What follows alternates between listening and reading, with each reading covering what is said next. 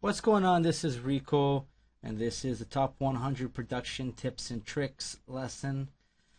And today what we're going to be doing is we're going to be taking a kick drum and we're going to fatten it up by adding a sine wave to the bass and some plugins to get it nice and thick. So this is the kick drum I've chosen, plugged in battery 4, and that's the kick. Sounds alright, a little bit flat. Notice there's no real sub going on in there. Good. The next thing I've done is I've made an instance of Synth 1. And what I've done here is I've set oscillator 1 full blast. I set it to sine wave. Now you can do whatever you want for your sine wave, right? You can use pulse wave, square wave. I prefer sine because it gives a nice sub symbol. And then signal, and I've set the voices to 8, so you're gonna get a nice deep sound.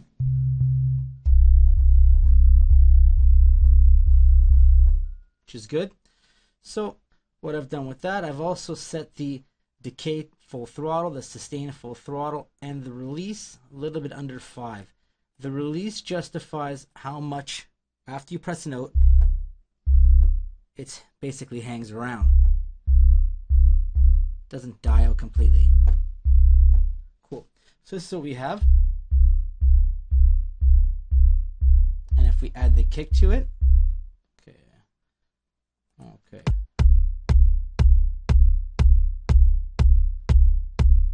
Alright.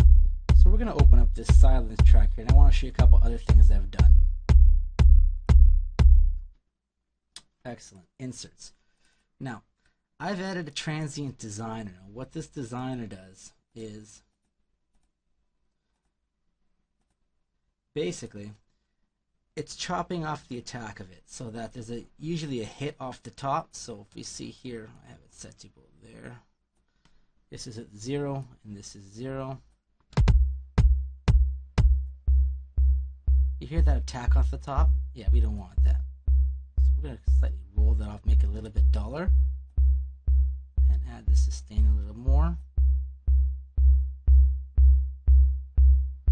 There we go.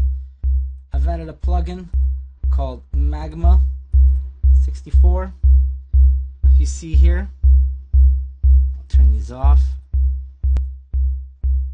Clear tone and fat bass. What these are doing is they're going to accentuate the sub signals. I'll turn on the sub one, this clear tone. Feel that now, eh? Yeah, this sub has more, and this actually tunes the signal to what frequency you want. This tells you how full you want it to be. So watch. That's a lot. We don't need that much. Okay, good. Now if we come down here, this is a very similar processor.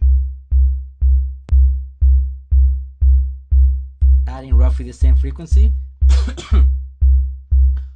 And I've set the bandwidth